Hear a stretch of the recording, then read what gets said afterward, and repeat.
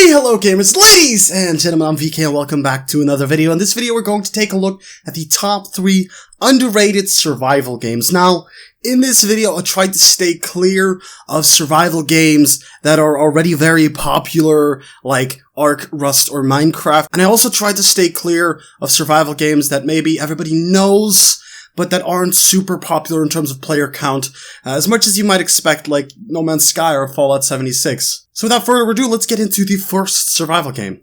Miscreated. Miscreated is a mutant survival game in which civilization has collapsed. Most of mankind is wiped out and you must scavenge in order to survive. The year is 2089 and you'll have to defeat mutants, gather food and water, find weapons to fight back, and gear yourself to withstand the brutal wasteland that we know as Earth. The game has a strong PvP nature, but also a sense of community, so if you encounter other survivors, you'll find yourself fighting them, trading with them, or just having a nice chat with them. The world is mostly populated by mutated humans infested by radiation and sickness. And I'm not gonna lie, the game's had a rough year with many of the community's members feeling as if the game has fallen from grace. Updates used to be frequent and mattered, but since then, updates became far less frequent and far less enjoyable for its community. But recently, updates have been rolling in, bringing in new base building events and items that the community actually wants. Some players seem to think that the game is copying what Rust is doing, and I can see what they see, but I don't see this as being a bad thing, seeing as Rust is one of the games leading the survival genre right now. Now, it's important for this game to have its own identity, but it's had that from the start. It's just incorporating things that seem to be working for other survival games right now. The second game in this video is Creativers. Creativers is a 3D block-based block-by-block building game in a similar fashion as Minecraft's. Different, however, is that Creativers is completely free. It can be played solo or with friends, and it is available on Steam. The game does require an online connection though, so no playing offline. The good thing here is, though, that you can play on any Creativerse game world without having the owner online. So any Creativerse server is pretty much a 24/7 server. You can password protect your worlds and then invite selected players by handing them the password, and you can play for free on other worlds. You can join your friends if you have their password or if they don't even have a password set up, so there are options. Unlike Minecraft though, Creativerse is more of an RPG. It has over 50 quests that are sort of like a tutorial,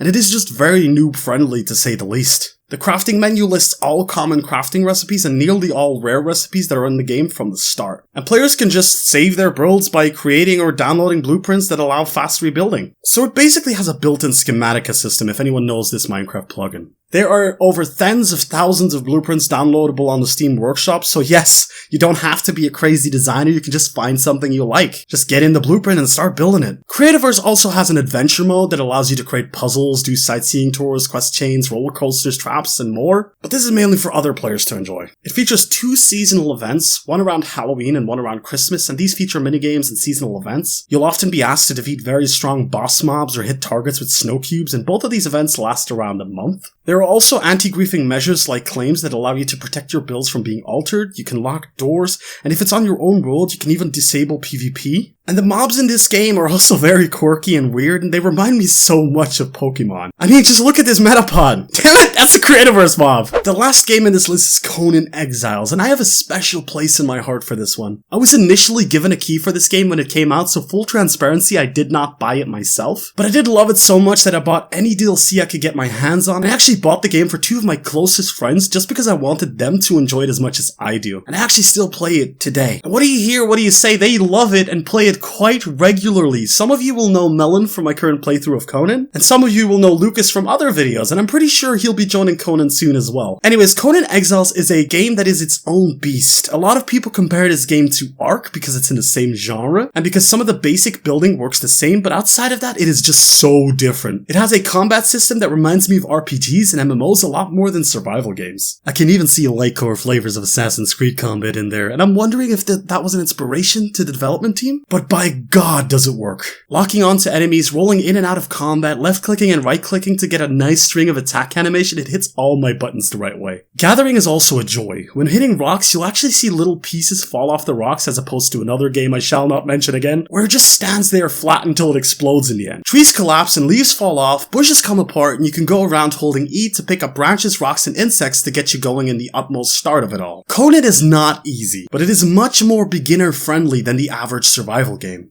With that said, let's tackle base building. It is the best thing about this game. The outlines of build items are beautiful, the placement is well done.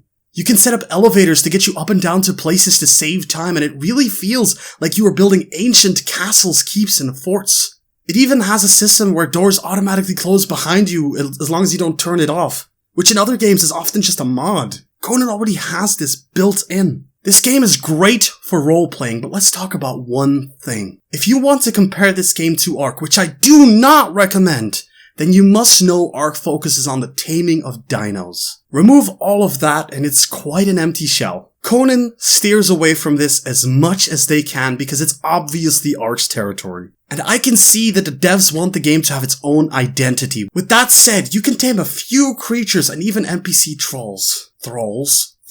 I can't pronounce that word. These do work in a somewhat similar fashion to Ark's creatures as you might expect. You can tell them what to do using a cycle wheel, but they aren't as overpowered as you might want or might know from Ark. They're meant to be supportive, and some can be used to help you battle, or some can carry a lot of weight, but that's all there is to it. You're not going to ride a massive T-Rex into battle in this game, and I wouldn't want that. But I do hope they add some sort of extensive breeding, because whether or not it's an Ark game or an Ark clone, I don't care.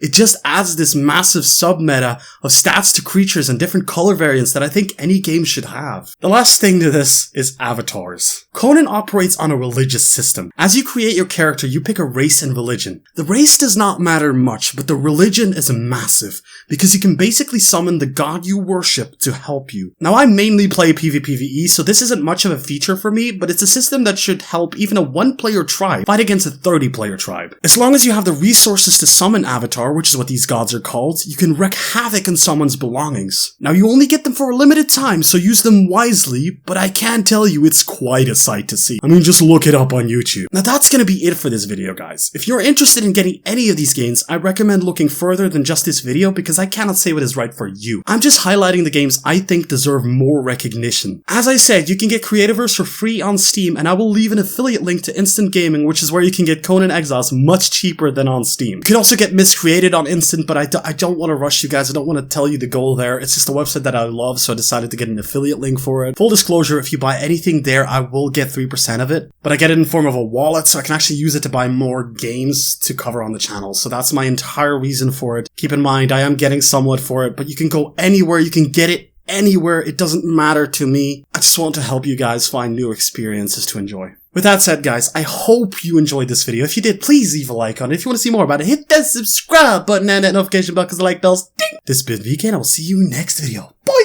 And let me know in the comments if you're going to get any of these or if you have any other suggestions for underrated games. Bye!